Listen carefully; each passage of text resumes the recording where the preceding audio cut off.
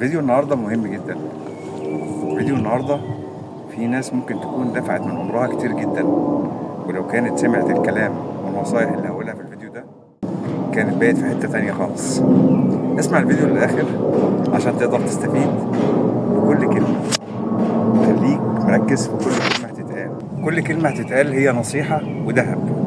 بس خليني قبل ما اقول لك اي حاجة، انا عايز انوه ان الفيديو ده برعاية شركة السما لتخليص الاوراق الحكومية. الشركة عندها تخليص كل الاوراق الحكومية، وهي شركة موثقة ومرخصة من الدولة، من اول شهادة الميلاد لغاية توثيق وزارة الخارجية. الشركة بتغنيك انك انت تقف وتصحى بدري وتقف في طوابير طويلة عشان تطلع اي ورق. بمكالمة تليفون واحدة بتقدر تعمل كل اوراقك الحكومية، والشركة بتتعامل مع كل الجهات والمؤسسات الحكومية.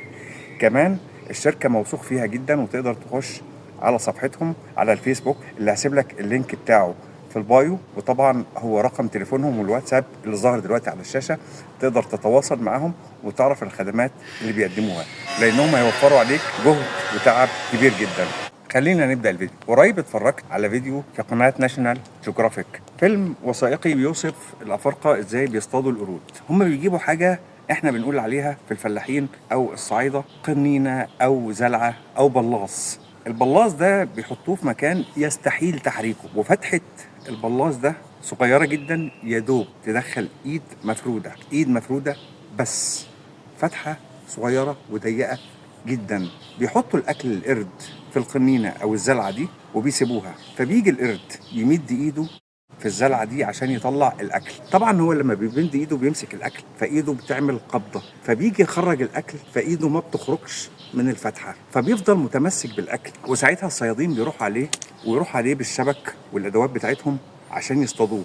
تخيل معايا المشهد بقى، وهو ماسك الاكل وبيحاول يخرج ايده بسرعه وبكل ما يملك من قوه، وهو شايف قدام عينه الصيادين وهي جايه تصطاده، وعارف ان هو لو وقع في ايدهم هيبقى فريسه. ومع ذلك بيفضل متمسك بالاكل لغايه ما الصيادين ييجوا يصطادوه.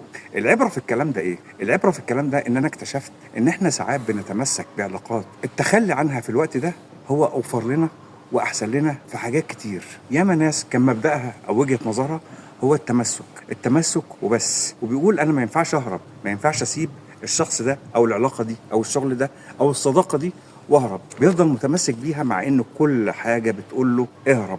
بيفضل متمسك بيها مع ان اصحابه وقرايبه وجيرانه والواقع والرسائل الربانية كمان بتقول له اهرب، انت في فخ، اهرب، انت في علاقة سامة، اهرب، انت في علاقة مؤذية.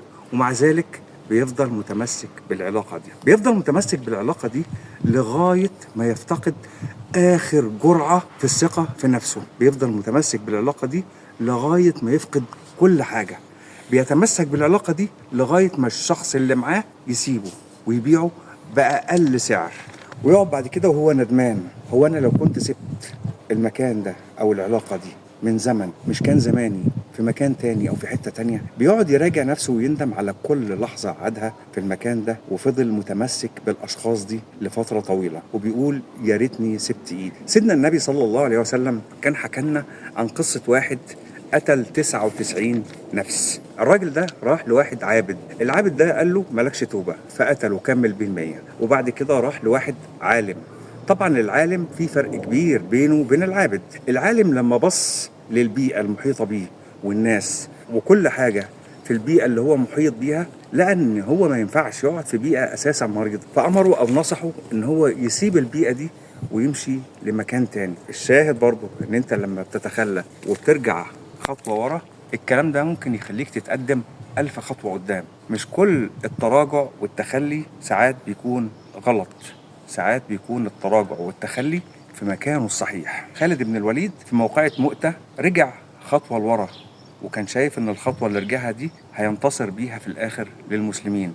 سيدنا النبي صلى الله عليه وسلم لما لقى ان المكان فيه غير آمن عليه وعلى دينه هاجر من مكة للمدينة. ساعات التخلي بالعلاقات بيخلينا نكسب كتير، وما بنحسش بكده إلا لما بنروح في مكان تاني وبنحس بالمكسب الحقيقي. ساعتها بنقول يا ريتنا سيبنا العلاقات دي من زمان. صدقني أوقات كتير بيبقى في التخلي تجلي. بس كده يا هادي. اشوفك بكل خير.